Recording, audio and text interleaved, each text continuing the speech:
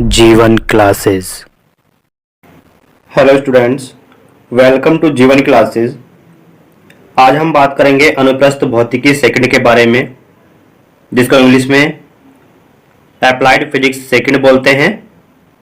Last video में हमने unit first की थ्योरी को कंप्लीट कर लिया था और थ्योरी को कंप्लीट करने के बाद इसके न्यूमेरिकल्स को हम देखेंगे। लेकिन न्यूमेरिकल्स को देखने से पहले हम बात करेंगे यूनिट फर्स्ट के उन सभी इंपॉर्टेंट फॉर्मूलाज की जो न्यूमेरिकल्स में यूज होने वाले हैं। तो स्टूडेंट्स देख लेते हैं यूनिट फर्स्ट के उन सभी इंपॉर्टेंट फॉर्मूलों की लिस्ट जिनसे एग्जाम में न्यूमेरिकल्स पूछे जा सकते हैं। तो आइए फ्रेंड्स वीडियो को स्टार्ट करते हैं। तो फ्रेंड्स आपके सामने हैं वे महत्वपूर्ण सूत्र, इंपॉर्टेंट फॉर्मूलाज जिनसे एग्जाम में अक्सर न्यूमेरिकल्स पूछे जाते हैं। तो यूनिट फर्स्ट के सभी उपयोगी सूत्र को हम आज देख लेते हैं। फर्स्ट है एसएचएम करते समय कण का विस्थापन। एसएचएम करते समय कण का विस्थापन कितना होता है?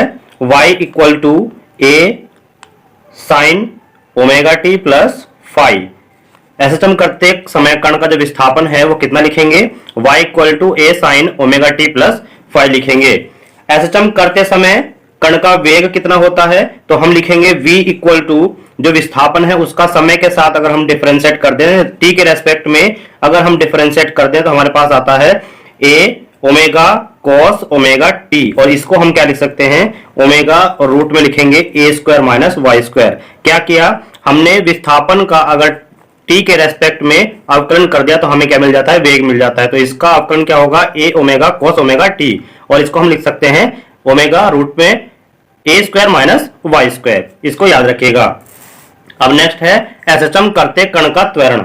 अब हम जानते हैं कि जो त्वरण होता है, अगर हम वेग को t के सापेक्ष अवकलन कर दें तो हमें त्वरण मिल जाता है। तो त्वरण को हम लिखते हैं कैपिटल A से, और dv अपॉन dt यहां पर आ जाएगा क्योंकि हम क्या करेंगे? वेग को t के सापेक्ष अवकलन करेंगे।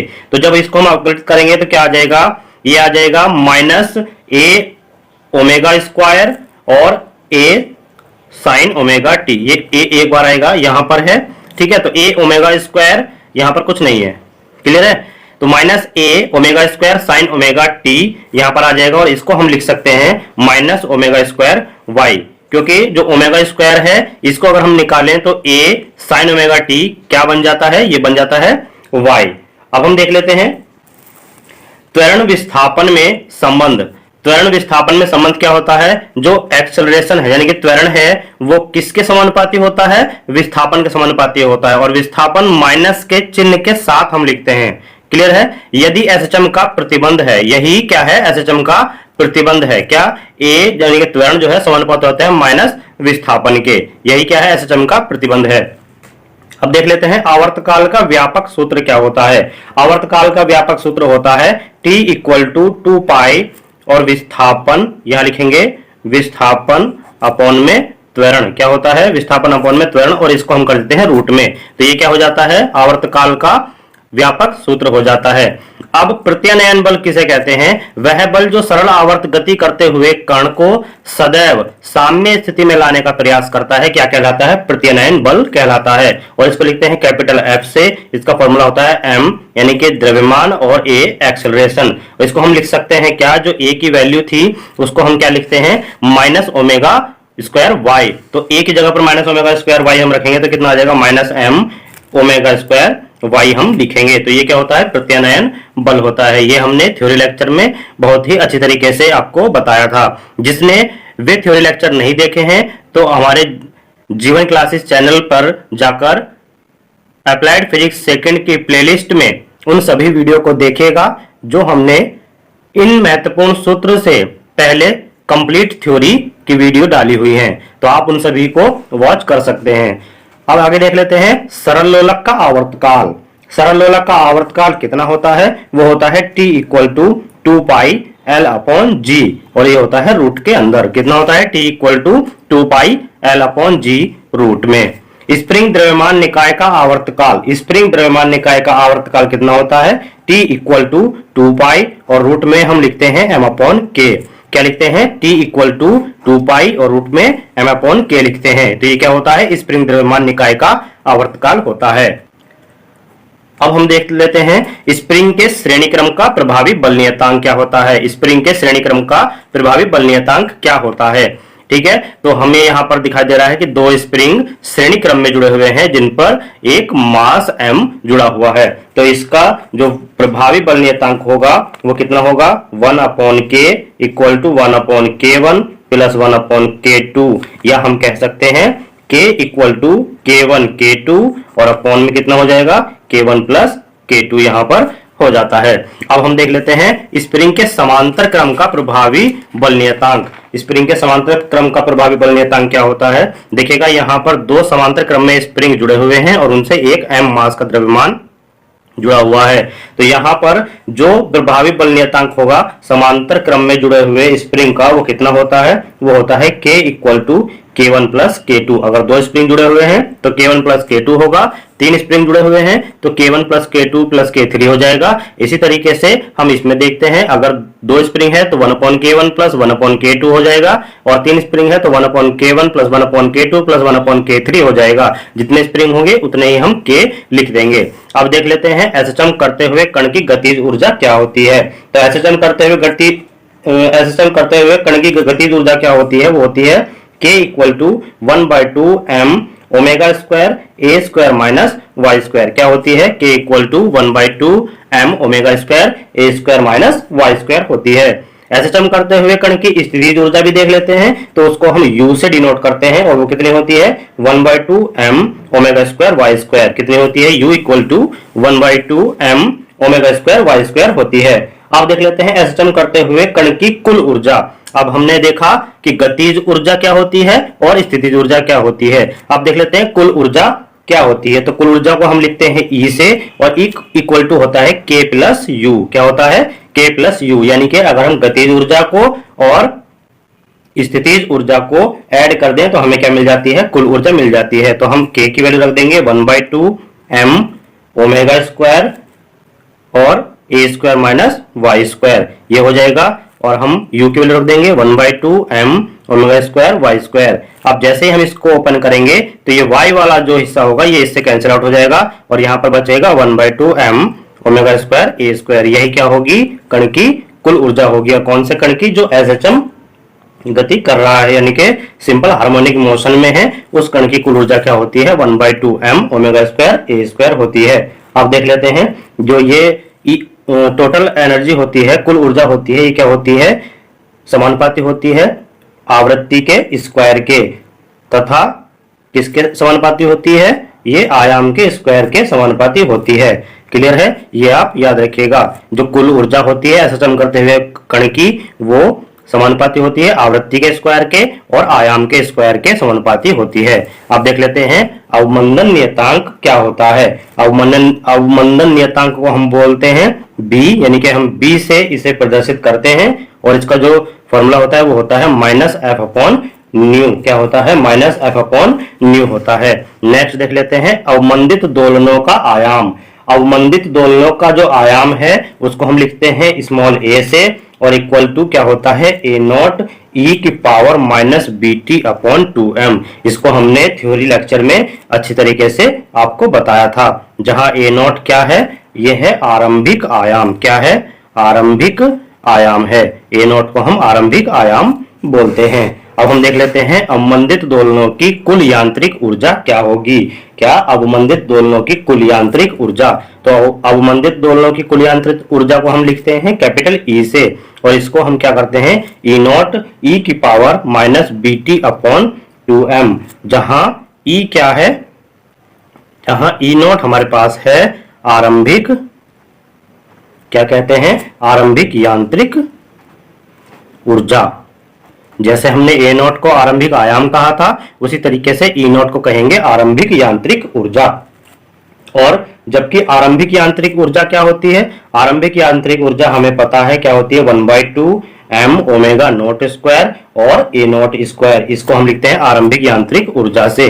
तो इसकी वैल्यू निकाल करके जब हम इसमें रखेंगे तो हमको क्या मिल जाएगी, अवमंदित दोलनों की कुल यांत्रिक ऊर्जा E की वैल्यू प्राप्त होती है। नेक्स्ट देख लेते हैं, आइए अब देख लेते हैं क्यू गुणांक, जिसको हम क्यू फैक्टर बोलते हैं। तो क्यू गुणांक क्या होता है, इसको हम कैपिटल क्यू से डिनोट करते हैं और इसका फॉर्मूला होता है 2 पाई, और ये होता है एकत्रित, क्या होता है, एकत्रित औसत ऊर्जा, एकत्रित औसत ऊर्जा, और अपॉन में लिख देते हैं एक कंपन, एक कंपन में क्षय ऊर्जा, यानी कि एक कंपन में जितनी ऊर्जा क्षय होती है। और एकत्रित औसत ऊर्जा, इन दोनों का जो रेशो होता है वो क्या होता है, क्यू गुणांक होता है, यदि हम 2 पाई से मल्टीप्लाई कर दें। यानी कि जो क्यू गुणांक होता है वो कितना होता है, एकत्रित औसत ऊर्जा अपॉन क्यू कंपन में एक कंपन में क्षय ऊर्जा, और उसकी मल्टीप्लाई जैसे ही हम 2 पाई से करते हैं तो हमें क्या मिल जाता है, क्यू गुणांक मिल जाता है। अब देख लेते हैं तरंग वेग, आवृत्ति और तरंग दैर्ध्य तथा आवर्तकाल में क्या संबंध होता है। इसी से हम तरंग वेग और आवृत्ति और तरंग दैर्ध्य और आवर्तकाल की जो वैल्यू है, न्यूमेरिकल वैल्यू, वो हम यहां से निकाल पाएंगे। तो देखते हैं इसमें क्या रिलेशन होता है। तो हम लिखते हैं v equal to n lambda equal to lambda upon t. यहां v की वैल्यू हम इससे भी निकाल सकते हैं और इससे भी निकाल सकते हैं। इन तीनों को एक दूसरे के बराबर में रख करके हम न्यूमेरिकल में तरंग वेग, आवृत्ति, तरंग दैर्ध्य, आवर्तकाल की वैल्यू फाइंड कर सकते हैं। अब देख लेते हैं प्लस एक्स दिशा में, प्लस एक्स दिशा में गति करती हुई समतल प्रगामी तरंग का समीकरण, प्लस एक्स दिशा में गति करती हुई समतल प्रगामी तरंग का जो समीकरण होता है वो क्या होता है, वो होता है y equal to a sine 2 pi small t upon capital t, और माइनस में हो जाता है x अपॉन लैम्डा। ये आप याद रखिएगा। अब देख लेते हैं माइनस दिशा में गति करती हुई समतल प्रगामी तरंग का जो समीकरण होता है वो प्लस दिशा में गति करती हुई समतल प्रगामी तरंग का जैसा ही होता है, लेकिन बस उसमें इतना अंतर हम कर देते हैं कि a sin 2 पाई, जहां पर माइनस एक्स है वहां पर हम क्या कर देते हैं, प्लस एक्स कर देंगे। यही हमारा बन जाता है माइनस दिशा में गति करती हुई समतल प्रगामी तरंग का समीकरण। अब देख लेते हैं प्रबलता तथा तीव्रता में संबंध। प्रबलता तथा तीव्रता में क्या संबंध होता है, ये होता है L equal to 10 log base 10 और I अपॉन आई नोट। ये आपको न्यूमेरिकल्स में काफी हेल्प करेगा, जहां आई नोट की वैल्यू कितनी रखेंगे, 10 की power -12 W upon m square. W है हमारे पास वाट, वाट अपॉन यानी कि वाट पर मीटर स्क्वायर हो जाएगा, और जो L है वो है डेसिमल में, याद रखिएगा वो है डेसिबल, और ये है डेसीबेल। डेसिबेल को हम किससे लिखते हैं, डीबी से, यानी कि अगर आपको एल की वैल्यू न्यूमेरिकल में देगा तो एल की वैल्यू के आगे वो क्या लिख देगा, डीबी भी लिख सकता है, डीबी लिख सकता है, तो हम उसे डीबेल बोलेंगे। और डीबेल की वैल्यू हम कहां पे रखेंगे, यहां पे रखेंगे, यदि वो आई की या आई नॉट की वैल्यू मालूम करता है। अगर उसने आई और आई नॉट की वैल्यू दी हुई है तो आपसे एल की वैल्यू मालूम करेगा। हमेशा एल की जो यूनिट होगी इसमें वो क्या होगी, डेसिबल होगी। यहां पर आप इसको याद रखिएगा। इसी तरीके से जो यहां पर आई दिया हुआ है वो क्या है, वो है ध्वनि की तीव्रता। क्या है, ध्वनि की तीव्रता, इसको हम बोलते हैं आई। और यदि आई की वैल्यू हमें गिवन नहीं है तो हम इसको 2 pi square N square a square rho new, हम इसे इस फॉर्मूले से निकाल सकते हैं। आप इसको याद रखिएगा। अब देख लेते हैं प्रतिध्वनि के लिए समय t equal to 2d upon v, तथा प्रतिध्वनि के लिए स्रोत तथा परावर्तक सतह के मध्य न्यूनतम दूरी कितनी होनी चाहिए, 17 मीटर की दूरी होनी चाहिए। ये हमने समझाया था थ्योरी लेक्चर में, एक बार फिर देख लीजिएगा। प्रतिध्वनि के लिए जो समय होता है वो होता है t equal to 2d upon nu, तथा प्रतिध्वनि के लिए स्रोत तथा परावर्तक सतह के जो मध्य न्यूनतम दूरी होनी चाहिए वो कितनी होनी चाहिए, 17 मीटर होनी चाहिए। किसके लिए, प्रतिध्वनि उत्पन्न करने के लिए। अब आगे देख लेते हैं अनुरणन काल के लिए सोबाइन का सूत्र क्या होता है। ये 2 नंबर में फॉर्मूला भी पूछा जा सकता है और इसके ऊपर न्यूमेरिकल भी काफी ज्यादा पूछे जाते हैं। तो सोबाइन का सूत्र अनुकरण काल के लिए क्या होता है, t equal to 0.165 v upon A. तो इसको याद रखिएगा, ये होता है अनुरणन काल के लिए सोबाइन का सूत्र। आप देख लेते हैं तरंग वेग, आवृत्ति, तरंग दैर्ध्य का आवर्त और आवर्तकाल में संबंध। ये हमने अभी बताया था, ये क्या होता है, v equal to n lambda और इक्वल टू में लैम्डा अपॉन टी। क्या होता है? v equal to n lambda equal to lambda upon t, जहां पर n क्या है? आवृत्ति है, लैम्डा क्या है? तरंग दैर्घ्य है, और t क्या है? आवर्तकाल है। और हमें v क्या दिया हुआ है? तरंग वेग। तो यहां से अगर आपसे वेग के बारे में पूछेगा, आवृत्ति के बारे में पूछे, या फिर तरंग दैर्घ्य के बारे में पूछे, या हम बोलते हैं तरंग की लंबाई, तरंग की लंबाई को भी हम लैम्डा ही निकालेंगे। और आवर्तकाल के बारे में पूछेगा, अगर इन तीनों चारों में से किसी के बारे में भी आपसे ये मालूम करता है तो हम निकालेंगे इन फॉर्मूले से। तीन वैल्यू हम निकाल सकते हैं। एक तो हम निकाल सकते हैं तरंग वेग की वैल्यू, एक आवृत्ति की वैल्यू निकाल सकते हैं, और एक निकाल सकते हैं हम आवर्तकाल की वैल्यू। और यहां से चौथी वैल्यू जो हम निकालेंगे वो निकालेंगे या तो तरंग लंबाई पूछेगा या पूछेगा वो तरंग दैर्घ्य। तो तरंग लंबाई भी हम लैम्डा ही निकालेंगे और तरंग दैर्घ्य भी हम लैम्डा को ही बोलते हैं। अब यहां हम देख लेते हैं अपरिगामी तरंग का समीकरण। तो अपरिगामी तरंग का समीकरण क्या होता है, आइए हम देख लेते हैं। अपरिगामी तरंग का समीकरण हम लिखते हैं y से, और ये होता है 2a sin 2 pi small t upon capital T, और cos में 2 पाई x अपॉन लैम्डा। क्या होता है? y equal to 2a sin 2 pi t upon t cos 2 pi x upon lambda. ये अपरिगामी तरंग का समीकरण होता है। आइए अब हम देख लेते हैं दृढ़ सीमा से परावर्तित तरंग। दृढ़ सीमा से परावर्तित तरंग अगर होती है तो उसका फॉर्मूला होता है y equal to minus a sine 2 pi small t upon capital t plus x upon lambda. क्या होती है? y equal to minus a sine 2 pi small t upon capital t plus x upon lambda. अगर दृढ़ सीमा से परावर्तित तरंग का समीकरण कोई पूछता है तो आप ये बताएंगे। अब है मुक्त सीमा से परिवर्तित तरंग।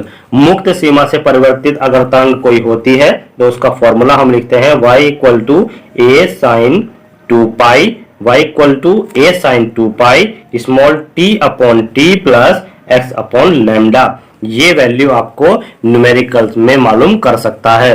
दृढ़ सीमा से परावर्तित तरंग का समीकरण ज्ञात कीजिए, मुक्त सीमा से परिवर्तित तरंग का समीकरण ज्ञात कीजिए। तो हम निकालेंगे दृढ़ सीमा से परावर्तित तरंग का समीकरण y equal to minus a sine 2 pi small t upon capital t plus x upon lambda से। और मुक्त सीमा से परावर्तित तरंग की जो वैल्यू निकालेंगे वो निकालेंगे y equal to a sine 2 pi small t upon capital t plus x upon lambda. और y यहाँ पे क्या है? विस्थापन, यानी कि दृढ़ सीमा से परावर्तित तरंग का विस्थापन और मुक्त सीमा से परावर्तित तरंग का विस्थापन इन इक्वेशन से हमको मिल जाएगा। तो फ्रेंड्स, ये थे अप्लाइड फिजिक्स सेकंड के महत्वपूर्ण फॉर्मूले जो यूनिट फर्स्ट में हमने थ्योरी को कवर किया था। उनके आज की वीडियो में हमने महत्वपूर्ण इंपोर्टेंस क्वेश्चंस के लिए कुछ फॉर्मूले हमने देखे, और इसी के साथ आज हम इस वीडियो को यहीं समाप्त करते हैं। और आगे आने वाली वीडियो में हम देखेंगे इंपोर्टेंस न्यूमेरिकल, और हम कोशिश करेंगे कि वही न्यूमेरिकल्स आने वाली वीडियो में देखे जाएं जो एग्जाम पॉइंट ऑफ व्यू से काफी ज्यादा इंपॉर्टेंस हैं। तो फ्रेंड्स, बने रहिएगा हमारे साथ आपके अपने यूट्यूब चैनल जीवन क्लासेस में। Thanks for watching. मिलते हैं नेक्स्ट वीडियो में।